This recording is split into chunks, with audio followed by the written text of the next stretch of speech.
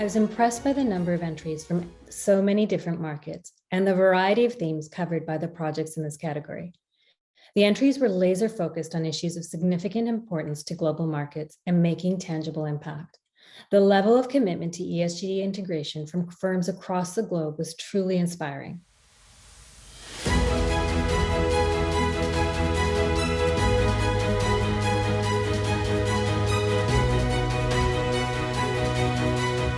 With so many strong entries, it was no easy task to narrow down a winner. The project that ultimately won showed impact in key areas. It took an innovative approach and demonstrated collaboration from professionals across the organization. Most importantly, the methodology was clearly laid out and it would be possible for other investors to replicate. This project has great potential to create long-lasting impact, and I'm excited to see how it develops.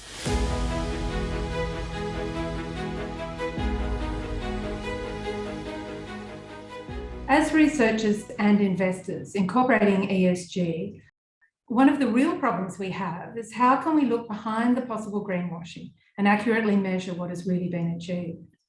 All of the shortlisted entries in this category had innovative and clearly calculated metrics to better understand this at various levels. While all were coming at this from different perspectives, each enhanced the capabilities to better measure the risks that we're facing due to climate change and other environmental and social concerns.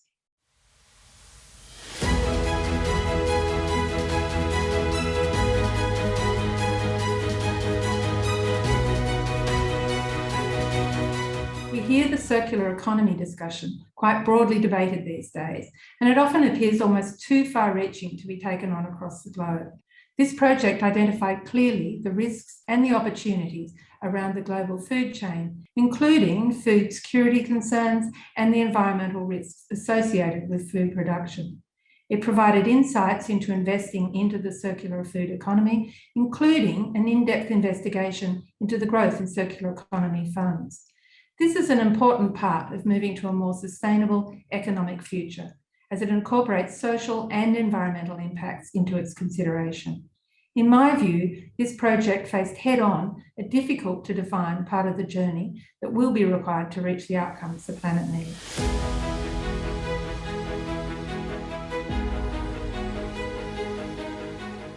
Collaborative stewardship may be the single best way to mitigate real-world risks to the environmental, social, and financial systems upon which capital markets rely. When those systems thrive, so do the capital markets in society.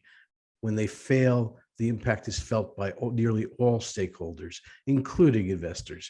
So this category really is key for the future of investing and for the future of the planet.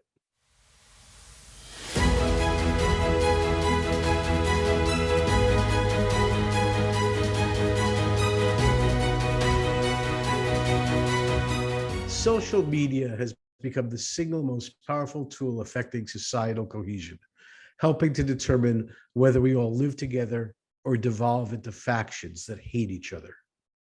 In 2019, a terrorist opened fire in 2 Christchurch mosques, killing 51 people while they prayed, and live streamed the slaughter, along with his manifesto of hate.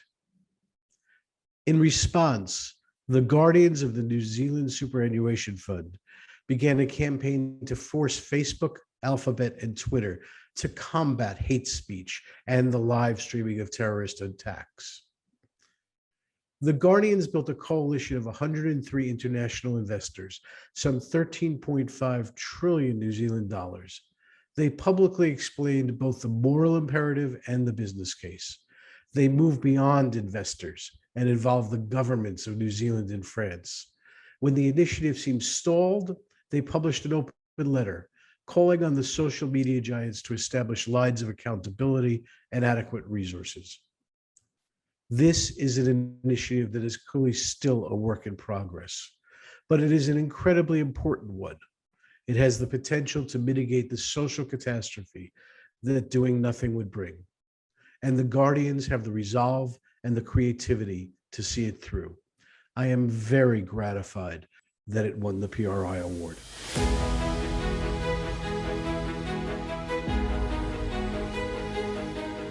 There is currently an ongoing wider debate as to if and how financial markets and investments can also generate wider positive benefits in the form of contributions to sustainable development or solving global challenges. That is why this awards category, which recognizes innovative approaches to achieving real-world outcomes, is extra relevant this year.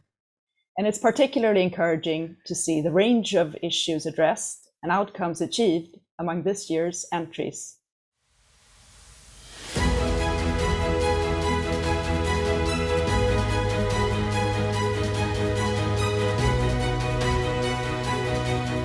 Although there were many strong candidates, this particular entry stood out with its timeliness. The winning entrant's mission is to support development and create lasting impact in some of the world's poorest countries. Early in the COVID-19 crisis, this entrant swiftly moved to provide critical support to its portfolio in order to protect and safeguard already created impact and minimize potential negative outcomes. The response was built on 3 pillars: preserve, strengthen, and rebuild, and executed through a combination of financial levers, technical assistance, hands-on guidance, and wide collaboration. The results of these interventions will be measured through an impact assessment framework, and we look forward to seeing tangible sustainability outcomes generated over both the long and short term.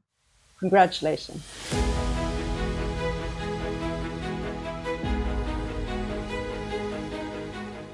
The projects in this category come from emerging markets. They demonstrate a strong commitment to ESG's incorporation, innovation, management, and real impact in the world. It was energizing to judge these kinds of projects, and even better, they can be easily cloned.